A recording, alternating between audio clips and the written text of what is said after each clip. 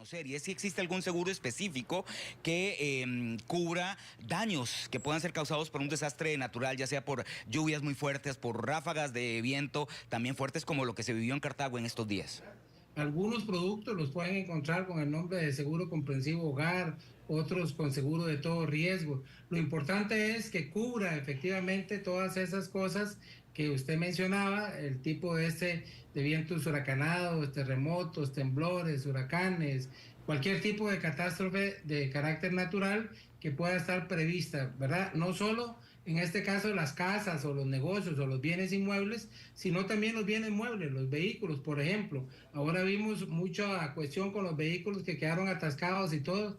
Si estos vehículos no tienen una cobertura específica que le pueda cubrir eso, definitivamente las personas van a perder entonces el costo de ese vehículo y cualquier daño que hayan podido causar.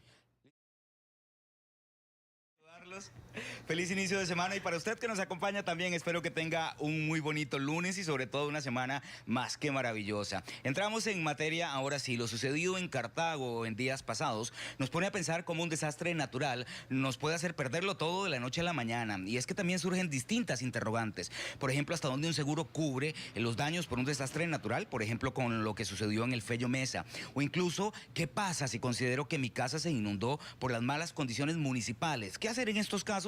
Es lo que abordamos a continuación en compañía del abogado Boris Molina, quien nos acompaña vía Zoom. Buenos días, licenciado.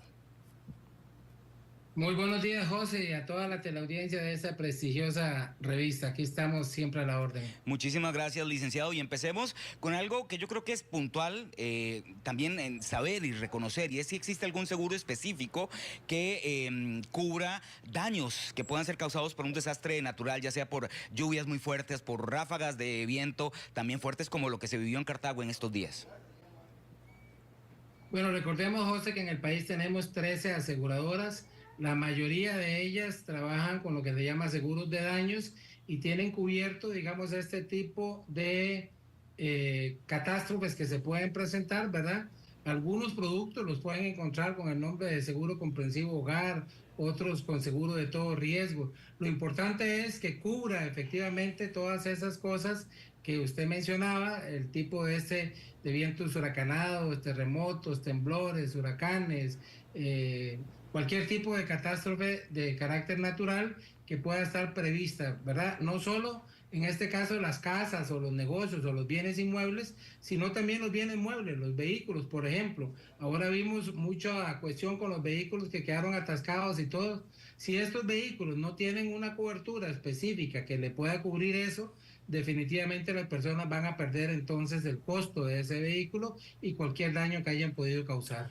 Licenciado, aunque yo tenga un seguro que en teoría tenga previsión sobre estos temas en específico, como las imágenes que estamos viendo en este momento en pantalla de lo que ocurrió en Cartago, pero ¿hasta dónde realmente cubre un seguro este tipo de daños causados por desastres naturales, verdad? ¿Existe algún límite específico en cuanto a la cantidad de daños que pueda cubrir? Vemos lo que pasó no solamente en las casas, sino también, por ejemplo, en la Basílica, en el mercado, en el Fello Mesa.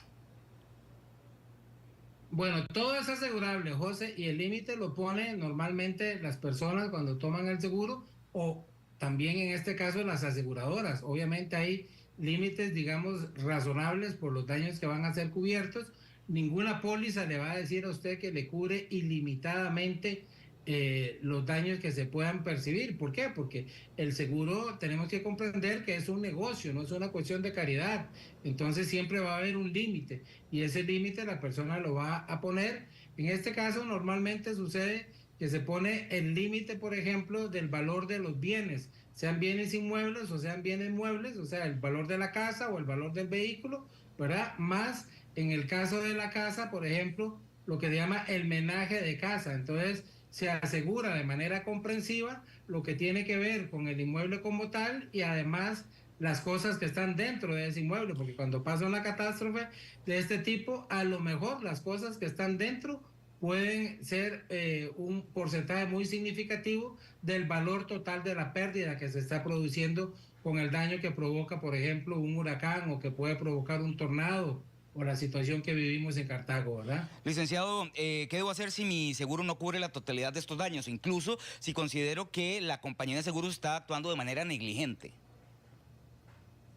Bueno, entonces en este caso tiene que presentar el reclamo ante la aseguradora porque si hay un conflicto, digamos, de interés entre lo que usted piensa como asegurado y lo que le está diciendo la aseguradora, ese conflicto debe resolverse en primera instancia con ellos mismos y luego hay otras instancias, digamos, que van a resolver terceros que tienen que ver con este tema de los seguros.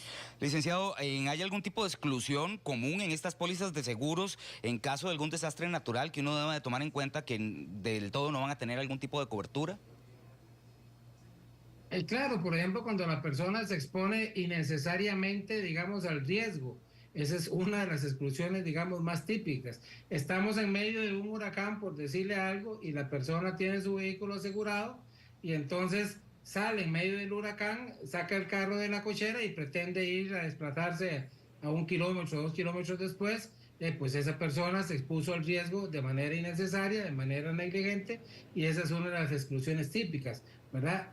Las otras podríamos pensar, por ejemplo, en bienes no asegurados o en catástrofes específicas no aseguradas. Por ejemplo, vamos a suponer que hay una cobertura que incluye terremoto y que incluye incendio, pero otra cobertura por aparte incluye huracán o incluye tornados, etcétera, etcétera. Si usted tomó solo la de incendio y la de terremoto, está excluido entonces O sea, debería tener el varios huracán. seguros entonces. Digamos, varias coberturas. El seguro es un menú. En el menú usted escoge si quiere el gallo pinto con huevo frito, si lo quiere con plátano maduro, si le pone salchichón, si quiere natilla, si quiere pan, etcétera, etcétera. Entonces, si usted compró el combo completo, José, normalmente se salvó en una situación de este tipo. Pero ha sucedido que, por ejemplo, le dicen a las personas, mire, la cobertura de huracanes le cuesta 50,000 colones más al año. Y la persona dice, no, aquí nunca llegan los huracanes, eso no va a pasar. Llegó el huracán y por 50,000 colones perdió 50 millones de la casa porque no quiso pagarlos, ¿verdad? Entonces, por Licenciado, supuesto, esa sería... analicémoslo Sí, ahora desde la perspectiva gubernamental, ¿verdad? Y es hasta dónde está la responsabilidad del municipio de prevenir los daños que puedan ser causados por un desastre natural, ¿verdad? Y hablemoslo desde la perspectiva del mantenimiento de la infraestructura, por ejemplo, para evitar inundaciones. claro, la municipalidad y el Estado como tal, José, porque puede haber calles que son municipales y calles que son, digamos, del Estado central, por ejemplo, que administra el Ministerio de Obras Públicas y Transportes, o que, por ejemplo, tenemos el sistema de posteado, que lo puede tener la compañía de electrificación, no necesariamente la Compañía Nacional de Fuerza y Luz, que es, digamos, la del Estado oficial, puede ser una compañía privada también.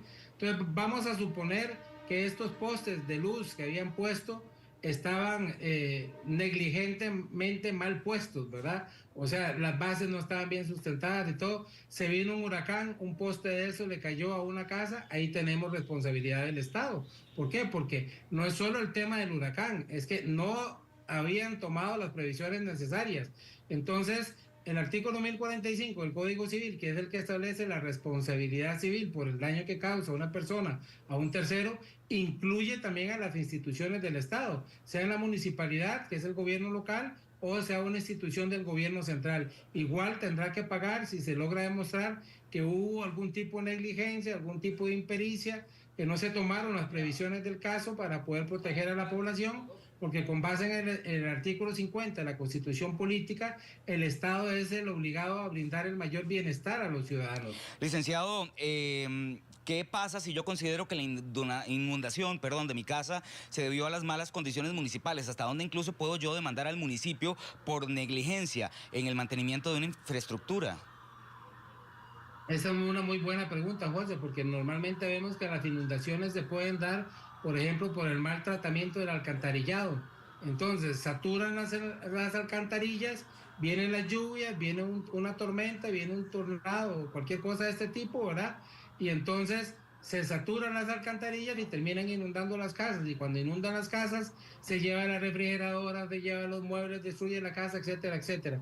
Si yo logro demostrar que efectivamente en este caso la municipalidad no le dio un buen mantenimiento al alcantarillado cuando todos los ciudadanos les corresponde pagar el impuesto correspondiente, la tasa correspondiente al alcantarillado, entonces esa municipalidad tendría una responsabilidad objetiva frente a las personas que sufrieron el daño. Licenciado, ¿existe algún tipo de programa, ya sea gubernamental o municipal, que ayude a las personas en este tipo de desastres? No sé, acceso a algún tipo de asistencia financiera, por ejemplo.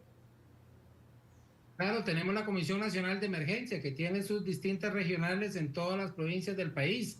Entonces hay un comité de emergencias normalmente en cada cantón o hasta en los distritos principales, ¿verdad? Pero tenemos a nivel nacional lo que llama la Comisión Nacional de Emergencias, que es precisamente la institución del Estado que goza de todas las condiciones y el presupuesto necesario para hacerle frente a esta situación. Entonces vemos que, por ejemplo, en estas emergencias, ellos acuden, ponen puentes, llevan comida, llevan asistencia médica, asistencia de infraestructura, etcétera. Esa es, digamos, la institución encargada de eso, y los comités regionales o los comités distritales o los comités de cada pueblo o barrio que pueden existir, que trabajen directamente con esa Comisión Nacional de Emergencia que es a nivel nacional. Perfecto, licenciado, muchísimas gracias y bueno, definitivamente la importancia de leer la letra pequeña de ese seguro que estamos adquiriendo para saber realmente qué nos está cubriendo. Muchas gracias. Siempre a la orden, José, para servirle. Un gran abrazo. Igualmente para usted, licenciado. Llegó el momento de presentarle el menú informativo que tenemos esta mañana y que hemos preparado con muchísimo cariño para usted acá en la revista.